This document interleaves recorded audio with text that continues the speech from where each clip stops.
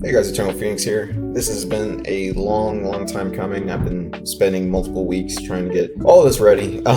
Between getting the actual fight at the end of the video set up, getting the software for that, doing all the scaling, doing a lot of reading, a lot of videos, a lot of everything that I really need to do to try and represent this right. Hopefully you guys appreciate the effort that I put into this, because again, it's just me doing all this by myself. A couple ground rules I want to say: this isn't going to be a video talking about really who beats who, because certain characters have hacks that could make them stronger in certain situations and they could win more times than not. This is strictly a who has the most damage potential, like who's at a higher scaling in terms of like, could they destroy a universe, could they destroy a planet, whatever the case may be on that. But I will be covering their stats as well as trying to make sense of it in a realistic way. So we will be using context from their manga or from the show, but a lot of it I will try to be backing it up with math and realistic terms and things, and I'll try to explain that as I go. And then there also will be calculators that I used for all these calculations put into the description if you actually want to do the math yourself. I do not recommend it, however, because it's a big headache and it definitely takes a while to get right.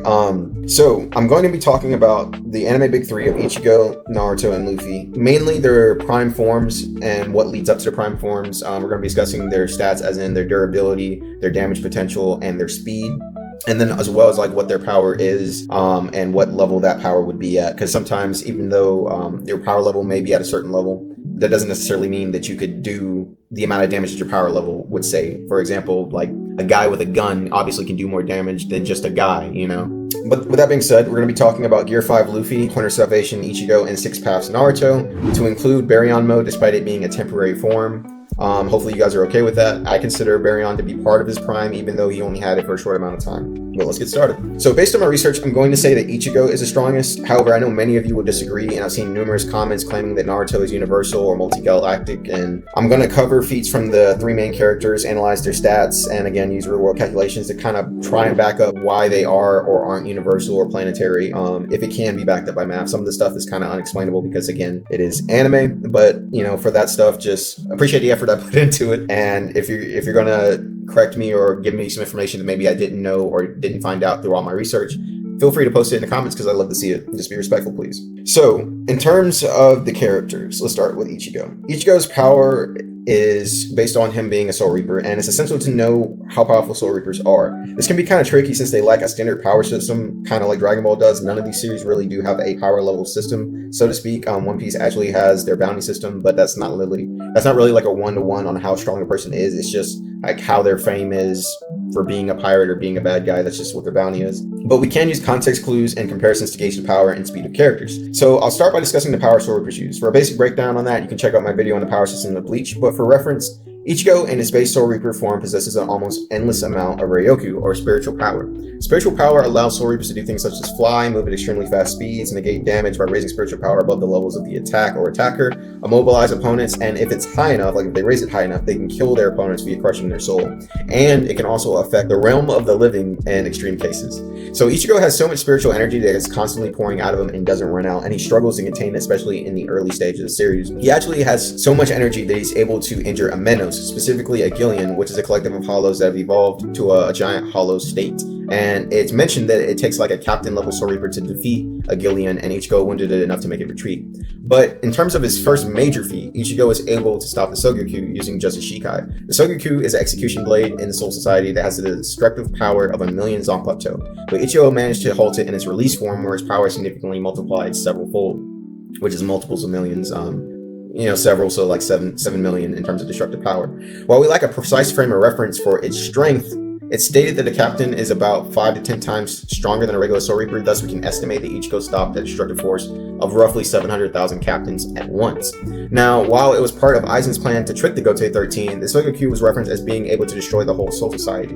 Now, the reason why I say we don't have a frame of reference for how strong it is because we never actually see it do anything other than the first initial strike and then it getting destroyed. So we don't really know if it's true or not that it could destroy the entirety of the Soul Society. But in Aizen's plan, it was seemed serious enough for everybody else to take it seriously. Like, it seemed like it was a big threat and that it could possibly destroy the entirety of the Soul Society.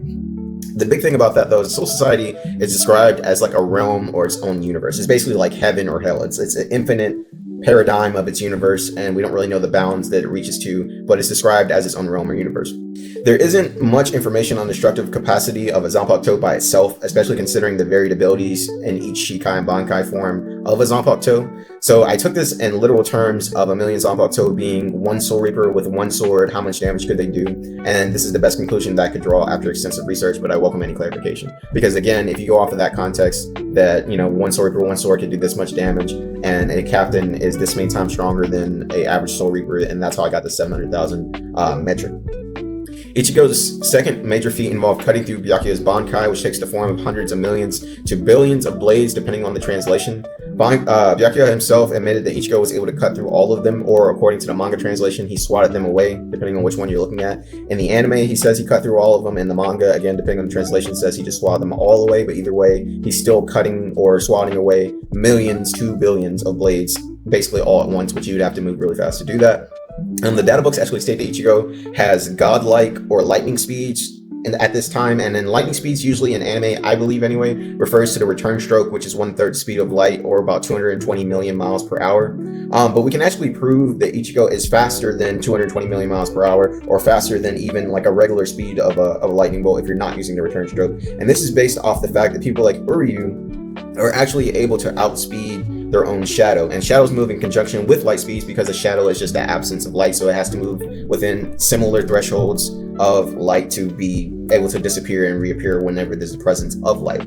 But another example would be the negation beam that the Menos used to save Aizen and his group. Is described multiple times as light by the head captain, and Soul Reapers like Shuhei can dodge it at point blank range, and Ichigo is many times faster than Shuhei, and 10 times faster in his Bankai, putting him at about 6.7 billion miles per hour, and then stacking that by like 10 and 5 respectively for each Bankai and hollow form evolution that he takes after that. The next major feat in Ichigo's journey occurs when Nangai Ichigo breaks through Hado 90, known as Black Coffin, which distorts time and space while simultaneously trapping an opponent in a gravitational field resembling a black hole, and then it pierces them across shaped spears.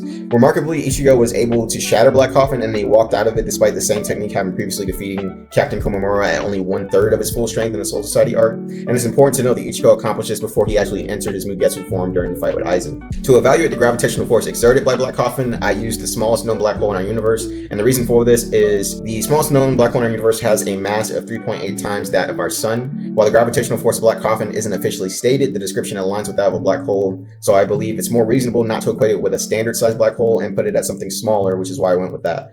There are actually various sizes of black holes throughout the universe, and hence different strengths of gravity for each of those black holes. And again, this is just based off of the research that I was able to find.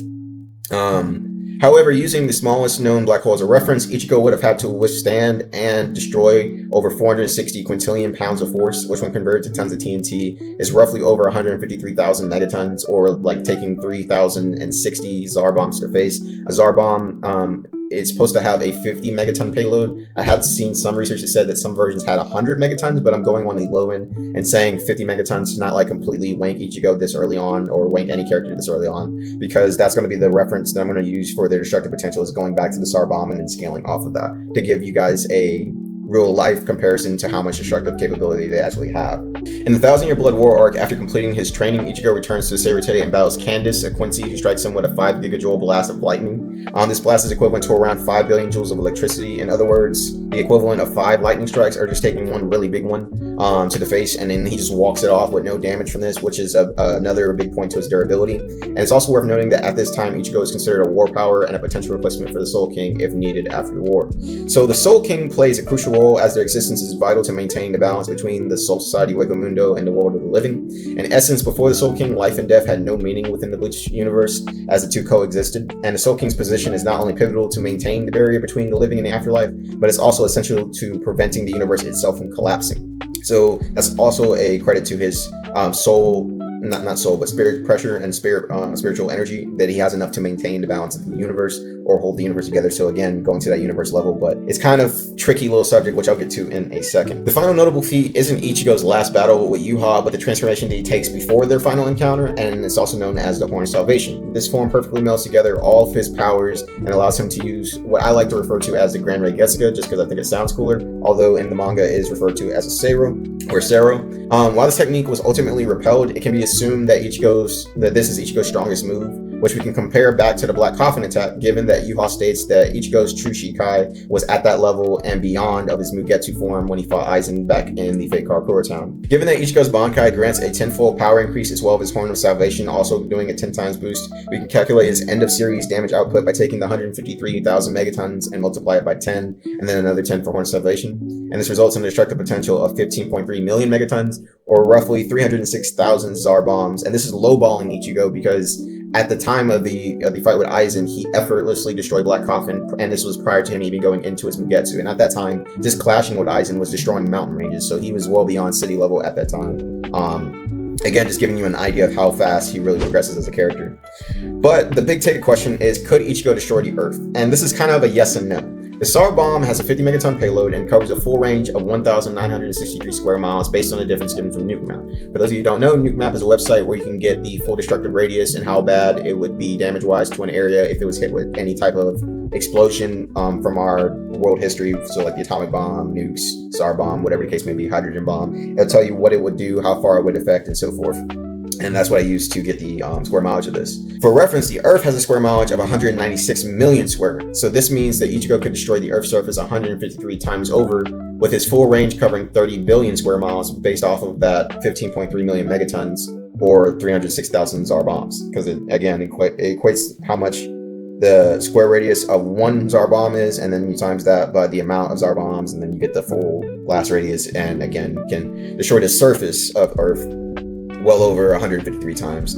However, destroying the Earth itself, like breaking it apart into pieces or destroying it into nothingness, will require breaking the Earth's binding energy, which requires over 209 million joules of energy or of force. 1 megaton equals approximately 4 quadrillion joules of force. It's a little bit more than that. It's about 4 quadrillion 184 trillion, if I'm not mistaken. But while this is substantial compared to a million, it's basically nothing.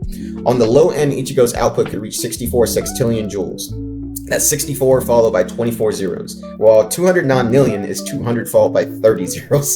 So it's a lot bigger difference in force that he would need to actually blow up the planet, but he could wipe out all life on the planet if he wanted to, or multiple planets if he was within range to hit them and things like that. So again, he's not going to just be multi-planet busting like some of the characters from Dragon Ball.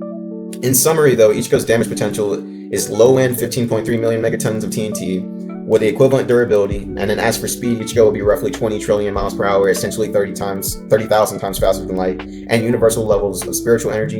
And you might wonder why he's universal if he can't even blow up the Earth, and the reason is high levels of spiritual energy can affect the world of living, and most people assume that just means Earth. However, Wako Mundo, the Soul Society, and the world of living are all universes, or referred to as dimensions/realms. Another example of this would be, although it's a small example, the Bleach movie The Hellverse, aka the universe of hell. But an easier example would be the head captain's Bankai. The head captain's Bankai stated that his flames reach temperatures equivalent to a sun and can incinerate anything that it touches to ashes. So it's more of an area of effect, but it also has ranged and physical attacks. And if active for too long, will destroy the entire realm of the Soul Society, or so it's stated. And again, going back to that realm or universe title, he would destroy the entire universe of the Soul Society if he was left unchecked for too long. Ichigo's Bankai, however, is focused on boosting his speed, physical strength, and durability. His Getsugas and his Sero are really his only ranged attacks, so mainly physical and ranged attacks. But he has spiritual energy to destroy a universe, just not a specific attack that could destroy a universe. You see what I'm saying? So like, while the head captain's area of effect could eventually destroy the universe, or their universe in the Soul Society, Ichigo doesn't really have that. His spiritual pressure and the spiritual energy could do so. If it was left unchecked, it would cause a disbalance and destroy everything. But he doesn't necessarily have an attack. They could just, oh, boom, the entire universe is gone. But yeah, that's it for Ichigo. Moving on to Naruto, the Golden Boy Shonen Jump.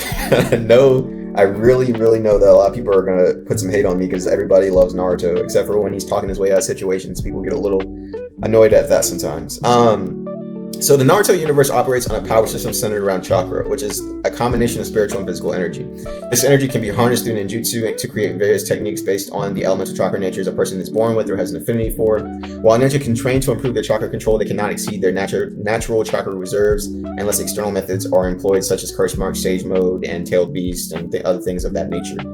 As a child, Naruto had access to chakra levels 4 times greater than that of adult Kakashi, and upon reaching his version 1 cloak with 1 tail, he achieved levels that were 100 times greater than Kakashi. And again, I say achieved because he already had the chakra to begin with, being in connection with the 9 tails since he was born.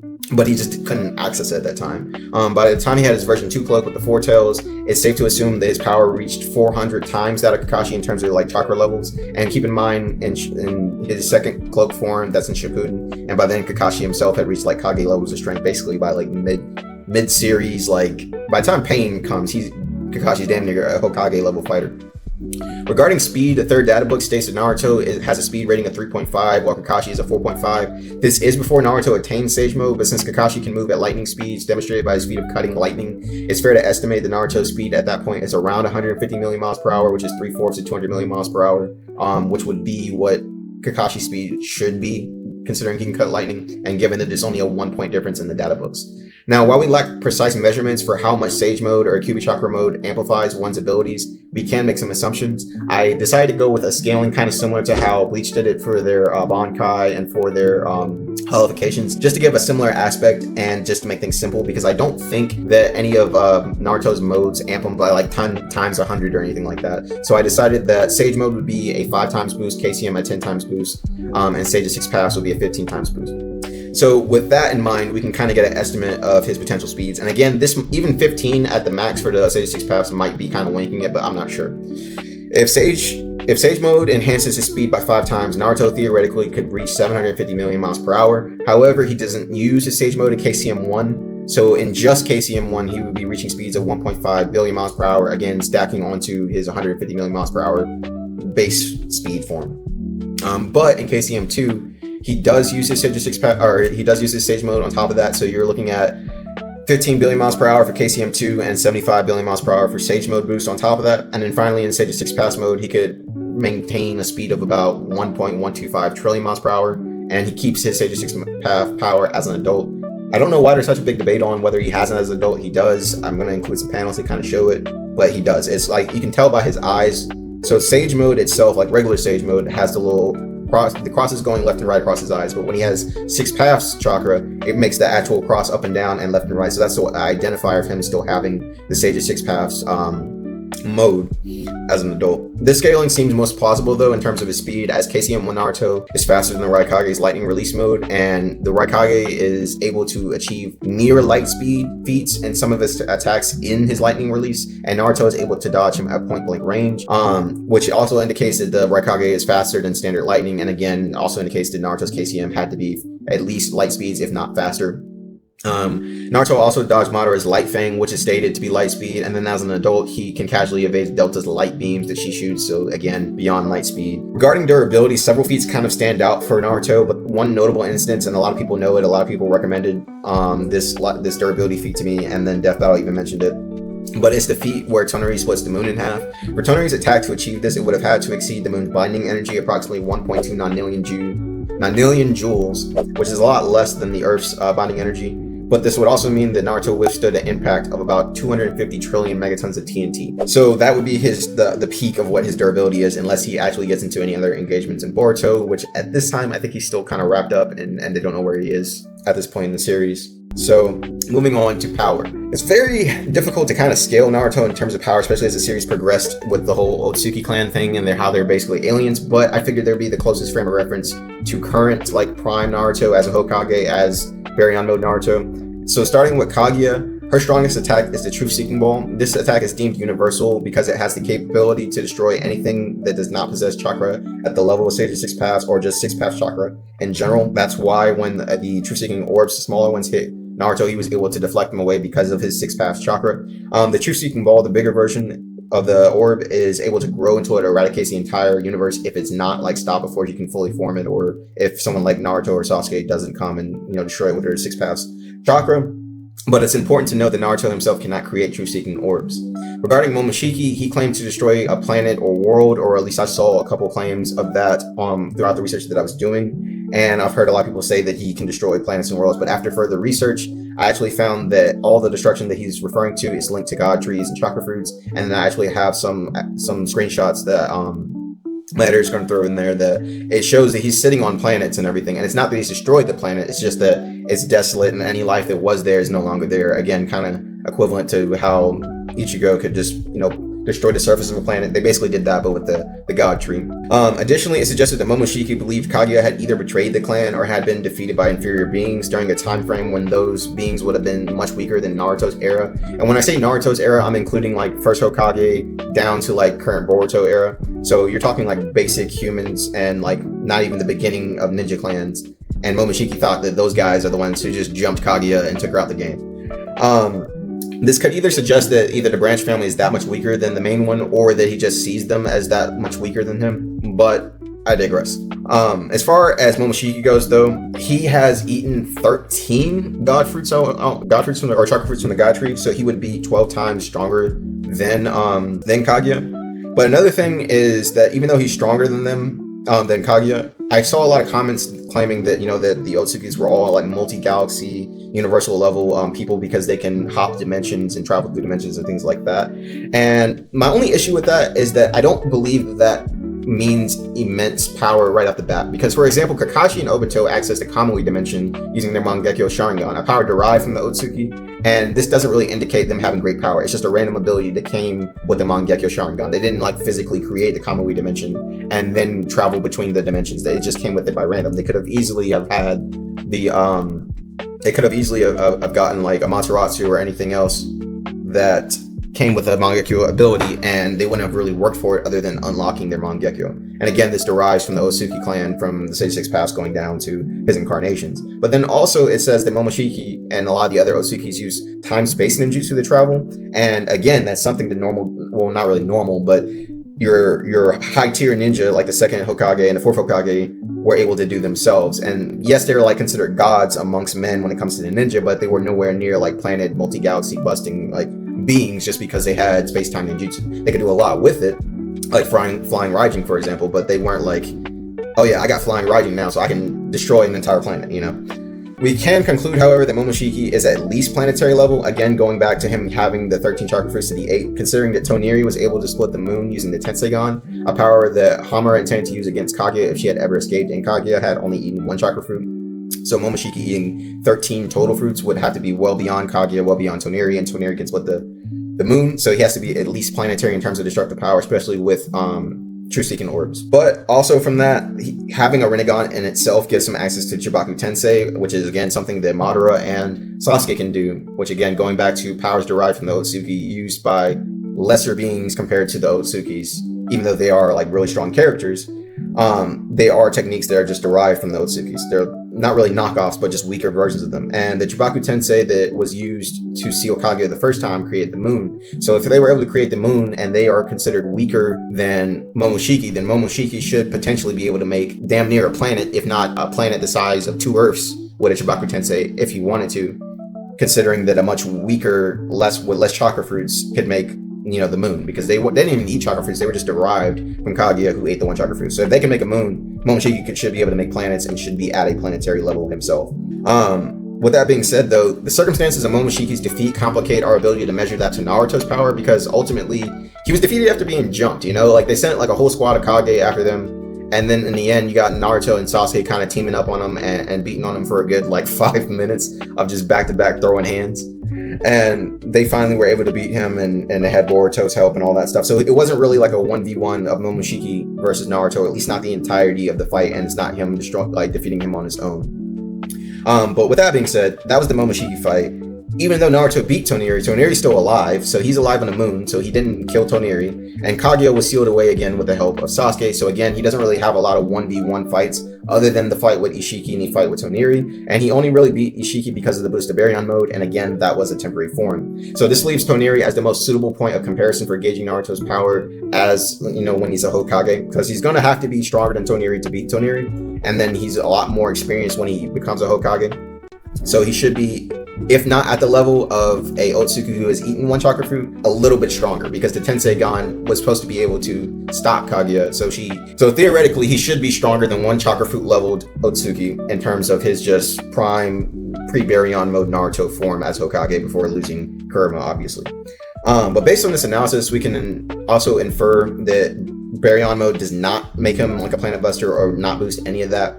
because mainly Baryon mode just helps him overpower Ishiki physically, and realistically with that, he couldn't even do too many extra movements or he would be knocked out of that form just as quickly as he got into it. So yes, he could overpower Ishiki, who had power equivalent to like the Sage of Six Paths, if not a little bit stronger, but he wasn't planet busting because he had Baryon mode. So the final issue with that, when it comes to the Otsukis in Naruto, is that the Otsukis themselves don't really have a lot of universal power.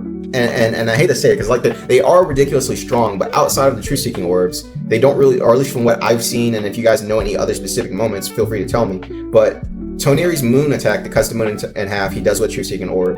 The truth-seeking ball that would destroy the universe is again truth-seeking orb / truth-seeking ball, but they don't have any other real attacks that have been shown that are capable of destroying a universe or destroying a planet, at least consistently throughout every Otsuki. I mean, you got Ishiki being able to enlarge and shrink things. Yeah, he could enlarge something to the size of a planet and destroy it like that, but other than that, the varied abilities that they have don't all consistently equal planet busting or universal busting, things like that. But what I can say is that Naruto's most powerful technique that's been shown is the dual Ultra Big Ball Rasen Shuriken in his Asura Kurama mode. And this, again, is his most powerful attack, not most powerful form, because again, Baryon mode, it's mainly physical attacks, mainly speed, and then knocking the life out of your opponent using the chakra fission technique that they're doing, because like a Baryon in science is actually like nuclear fission in the sun, and that's the comparison. But anyway, the Ultra Big Ball Rasen Shuriken is a lot stronger than a standard sized tailed beast ball, and a standard sized tailed beast ball is confirmed to be island dwarfing levels of destruction. So if we highball this feat and compare it to one of the largest islands in the world, Greenland, which covers approximately 836,330 square miles, we can get an estimate for the destructive force of the big ball version. If we consider the Tsar bomb's 1,963 square miles, the tailed beast ball would have to be a little over 21,000 megatons of TNT. And assuming the Asura version is 15 times more potent than the standard version, this would total roughly 639,000 megatons of TNT, considering he launches 2 of them at the same time for a destructive area of around 25 million square miles. Again, nowhere near planet busting, nowhere near covering the surface of the Earth like Ichigo's 30 billion feet, but it's still very destructive. And then again, going back to Death Battle's take on it, they even stated that it covered like a vast, like miles of land was destroyed or felt the destruction throughout miles when he fought Sasuke.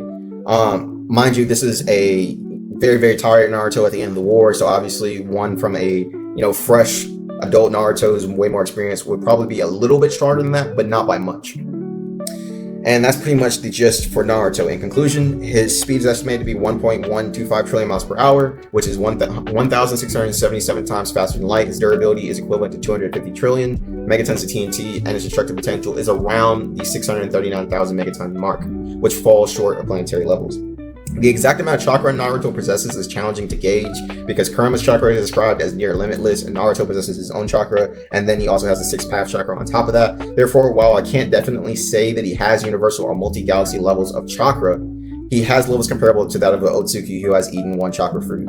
And so he has comparable energy potential to that, but again, not any attack that would be planet busting or like galaxy busting. He has the potential of somebody who could cut the moon in half or potentially destroy the moon, but nothing shown that could actually do that. Similar to Ichigo having universal levels of power, but not having an attack that could actually destroy the universe. He just has the power to sustain the universe.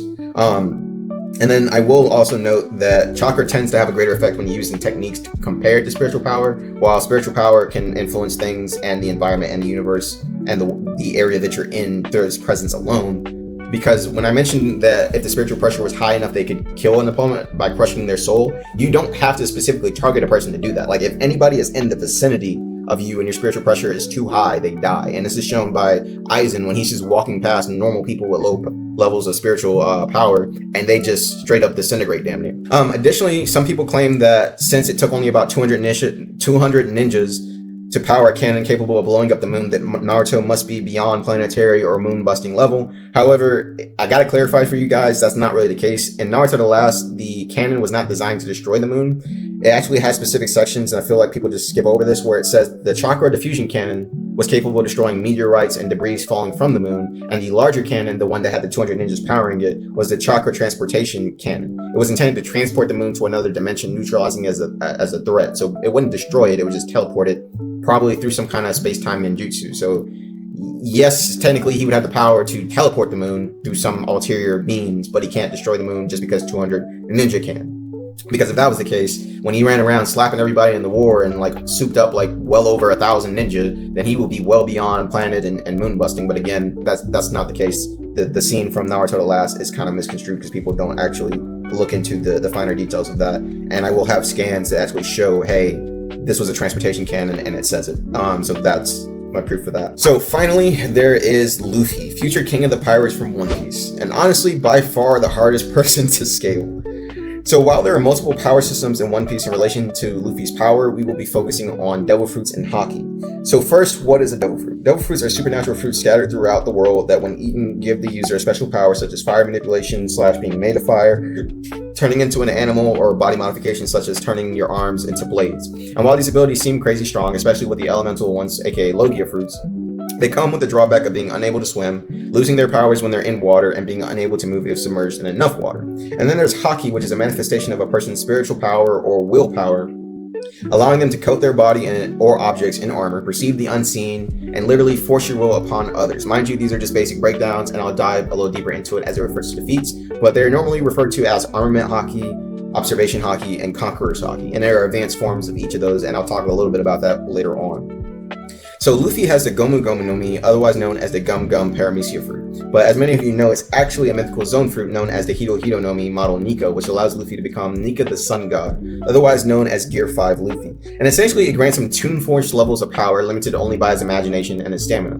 But it also gives him a body with the properties of rubber, and with this he has created gear forms that enhance attributes of his body to fit the situation, such as Gear 2, which grants him superhuman speed by increasing his body's blood flow and overclocking his muscles to attack and move at superhuman speeds, and I believe it's, technically speaking, should be supersonic going off of rule math, but I'll get to that in a second. So his strongest attack in that form was the Red Hawk, which allows Luffy to move so fast that it ignites the air around his fist, setting him on fire. And to do this, to achieve aerodynamic heating, Luffy's Red Hawk would have to be able to achieve speeds of at least 25,000 miles per hour, or supersonic speeds, like I was saying. But he can also do this from a standstill and underwater, which is honestly harder to explain than any of the feats I've previously mentioned from the other two characters. And considering this is the world of anime, we will ignore the logistics of how fast his blood would have to travel to ignite his arm from a standstill and underwater, because to my knowledge there isn't really a formula for that, and it would involve friction between his blood and blood vessels, and that's just a headache. Plus it wouldn't really directly relate to his speed, since he can do it from a standstill, but he has to achieve speeds of that to literally, in real life anyway, set himself on fire. But we do know that prior to even his Gear 2 and everything, he's able to dodge lightning, so he should be at least capable of speeds up to the 500 million miles per hour in his Gear 2, since it's basically going to double his speed in Gear 2. Although after the 2-year time skip, it will be more likely that he has doubled his speed even beyond that, refining his techniques when he was in his training. And he's also been shown to dodge Foxy's neural beams, which are photon-based beams or light, and then light beams from the pacifistas, so he must be at minimum light speed, as well as being faster than Katakuri's future sight. However, there's a lot of debate as to whether he is dodging at light speed or using observation haki to aim dodge, meaning evading the line of sight prior to the attack, or predicting basically the line of fire. So on one hand, you got, okay, light speed attacks already coming at me, and then I dodge it, and then the other hand is, I know they're going to aim left, so I'm just going to move right, you know, so that's just the gist of that. I can't be the determining factor on that, and I'm not going to be, because I don't want to get yelled at, but I'll leave that part for you guys to decide. Moving on, though, he has multiple gear forms, and I feel like the most used one would probably be his Gear 4, and in most of his gear forms, he sacrifices one thing for another. So his Gear 4 Snake Man, for example, sacrifices his durability for speed, and Tank Man sacrifices his speed for durability. So even though he has all these multiple gears that do different things, they don't stack amps in a traditional sense. It's not like he gets Gear 2 and now he can move stupid fast, and then he gets Gear 3 and now he can move stupid fast times 10 and punch holes to reality. It doesn't stack like that in the same way. He just kind of uses them in situational uses. So like he might need more speed in one fight, like in Katakuri's fight with Snake Man. And that's just kind of how he does it for the most part. But with that said, when it gets down to Gear 5, he's as fast or as durable or as strong as he really chooses to be, because he's only limited by his Toon Force and his stamina, because Gear 5 takes a lot out of him stamina-wise. And because of that, it's really, really hard to scale how strong, how durable, like just any of his real feats, because when you get to Gear 5, if he can, let's just say, for example, blow up a planet, if he can hit somebody with an island level attack, there's not really a way for me to determine that it's an island level attack, because the second they hit the ground's rubberized. There's no impact force really to show for it compared to if it was actual solid ground. But even with that, I will still try to kind of scale it in the same way like I did for Naruto and Ichigo. So keep in mind, realistically, he isn't stronger than either of them in terms of overall destructive power. He just isn't. He doesn't have planetary levels of energy either, because again, that's just not how devil fruits work comparatively to chakra or to how spiritual energy works. But he has hacks in his Gear 5. Like, he has tons of hacks. Like, anything you throw at him, he could basically say no you and just not take any damage to it. Like, he can get struck by lightning and take the lightning and bend it like rubber and throw it back at you. He can get set on fire and just kind of dust himself off and be fine. And then realistically, he's immune to lightning anyway because of the rubber properties of his body. But you know what I'm getting at. It's hard to really determine stuff like that. But I'll try. In terms of durability, one of his best feats, I like to think, is his 9-hour fight with Katakuri. But a lot of people are going to say that his Kaido fight is better than that. It was more engaging. It's a bigger bad. I get that. I'll still be using that one, but I want to actually mention the Katakuri fight a bit. Because he's in the fight for 9 hours on the receiving end of Katakuri, and Katakuri is strong enough to defeat the Red Scabbards, whose combined efforts can draw blood from Kaido through Ryo, or Advanced Armament Haki, which is, for those of you who don't know, Advanced Armament Haki can extend Haki from the user to attack, or it can be injected into an opponent to bypass their defense. And they were able to use their combined efforts to draw blood from Kaido, and that's something that's nearly impossible for the average person because of how tough Kaido is. I mean, Kaido is a guy who's been executed over 40 times, tried to kill himself multiple times, and it didn't work. By Mythos, he thought might kill him. He survived like a 30,000 feet drop from the sky. Like, nothing stops this man. And they were able to draw blood, and Katakuri is stronger than them, and Luffy fought him for 9 hours, which is a big durability and endurance feat, really, when it comes to Luffy's durability. However, like I said, when he's in his Gear 5, his durability is essentially infinite.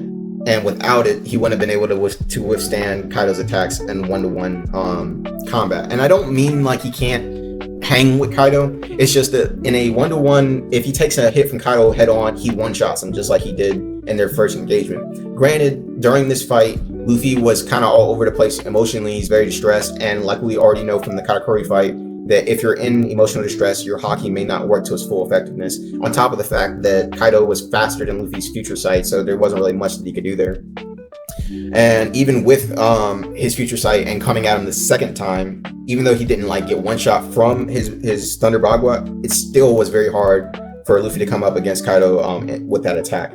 But speaking of attacks, Luffy's strongest attack as of now is, and I'm probably gonna butcher the name, Bajrangan, which he used to defeat Kaido. And this is a combination of like damn near the elephant gun with armament, but it's advanced armament and like Ryo, and he's forcing it into Kaido, and it's like it's a bigger fist. So I guess that means more Ryo or more advanced armament going towards him. And he used that to put Kaido down. Now, Kaido is considered to be a continental or a multi-continental threat with multi-continental or continental level attacks. So to put down Kaido, especially with how durable he is in general, would mean that Luffy's attack would have to be at least continental or multi-continental. The problem is that the sizing of One Piece's world is a bit skewed. But to give him the benefit of the doubt, I will use another comparison. That during Dressrosa, Luffy was able to defeat Don Shinjao, a man who has clashed with both Prime Garp and Goldie Roger and survived, and he's actually confirmed to have split the ice continent, I also refer to as the ice mass or the jewel ice sheet, which is a giant mass of ice which also has regenerative properties and cannot be hurt by normal means, even with flamethrowers, or I think with actual regular Haki. He had to use a special technique on top of his Haki just to get it to break, and he's able to do that, and they consider that to be a continental feat because an ice mass is another name for a ice continent. So it's wordplay, and it's very tricky wordplay, I guess you could say, but it is considered a continent. So there you have another continental level attack, and Luffy is able to defeat a person like that. So therefore he should be continental. But going back to what I was saying about the sizing, the problem is that the entirety of One Piece is made up of islands, really, because it was all one big place like Pangea before, like with the Void Century and everything, and then it got separated. And their biggest island or continent, if you will, is Alabasta. And in Alabasta, they have 7 cities and then vast miles of desert. So a city generally has 355 square miles of land in it for one city. And if they have 7 of them, not including the desertous areas, outside of the cities, they would have roughly 2,485 square miles of like total land, again excluding the regular desert, so probably a little bit bigger than that, but for the entirety of Alabasta. For a real life comparison, Hawaii, like the main island of Hawaii, has 10,000 square miles, and that's a very small island slash state. So that means that the largest area in the One Piece world in terms of a landmass can fit inside of Hawaii.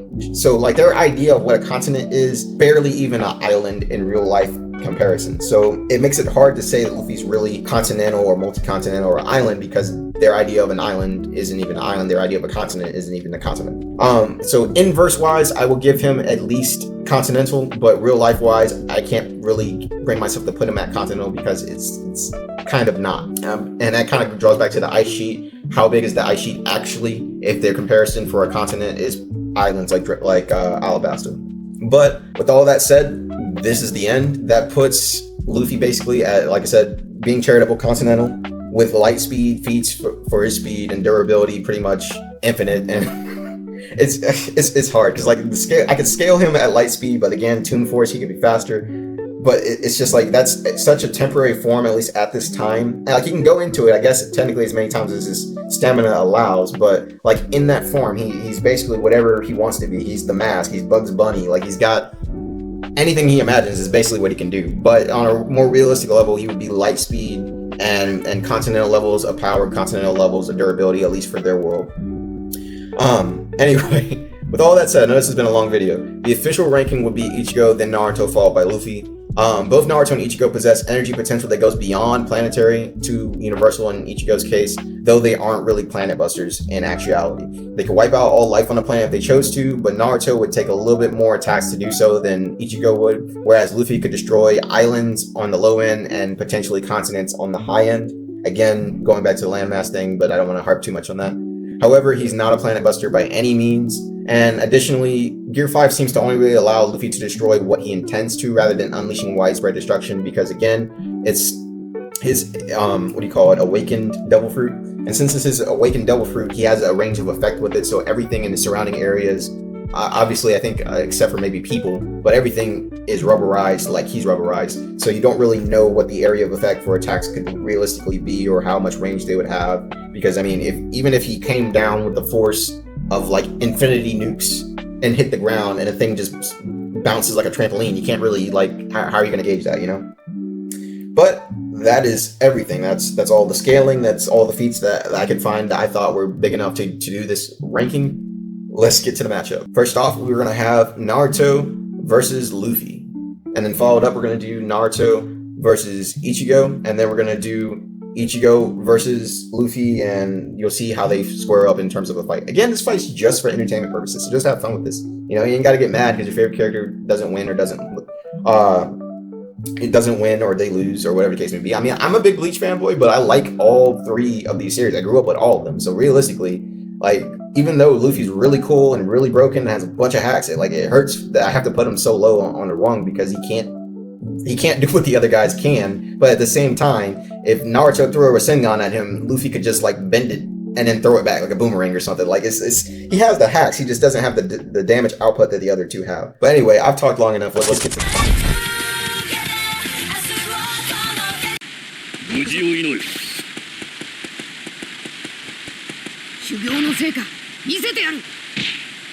Round 1.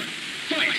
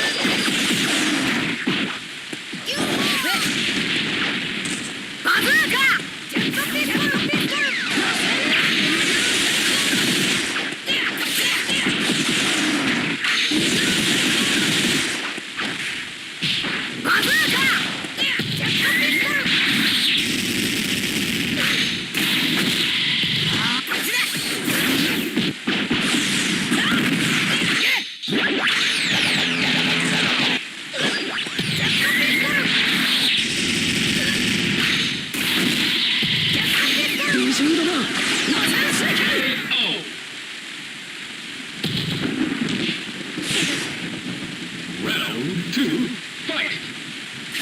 ガトリング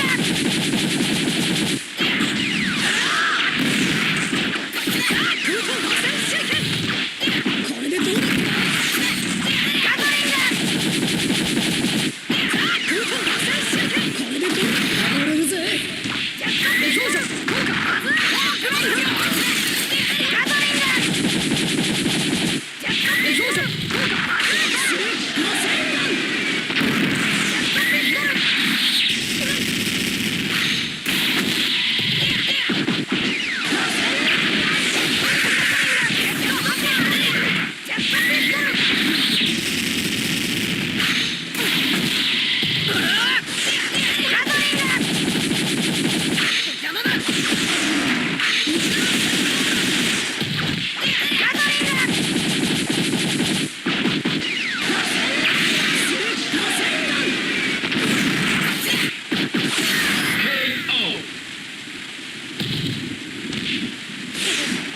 何のために奪う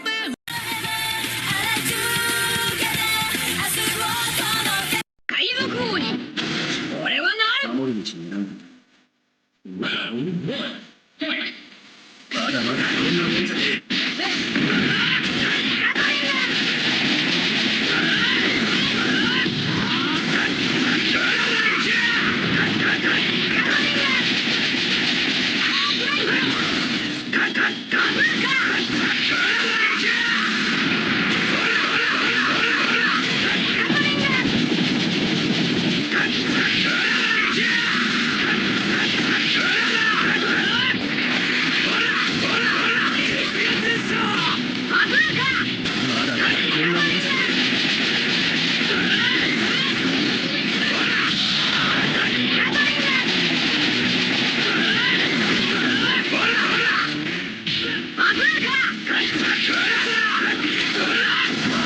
こんなもんじゃねえスネークのまだ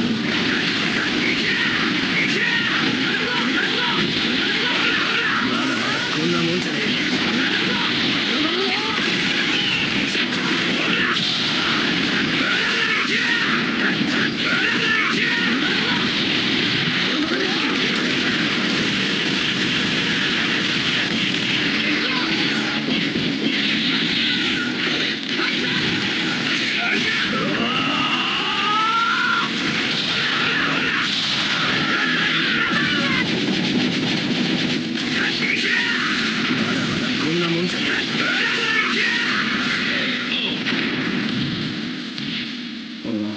俺自身ありがとうさあまだまだこんなもんじゃね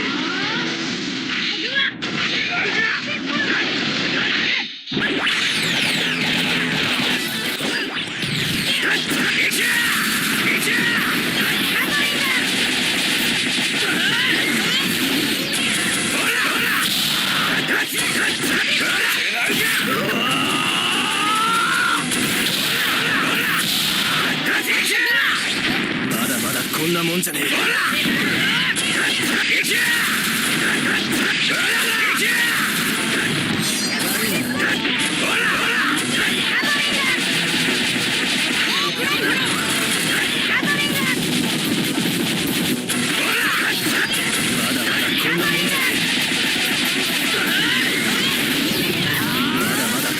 ゃねえスネークマン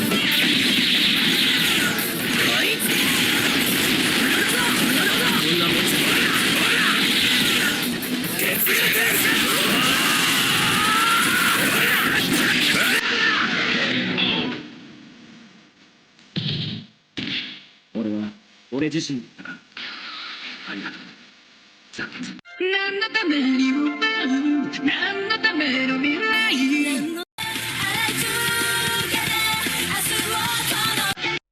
行くぞ守る道を選んだんだ Round 1 Fight!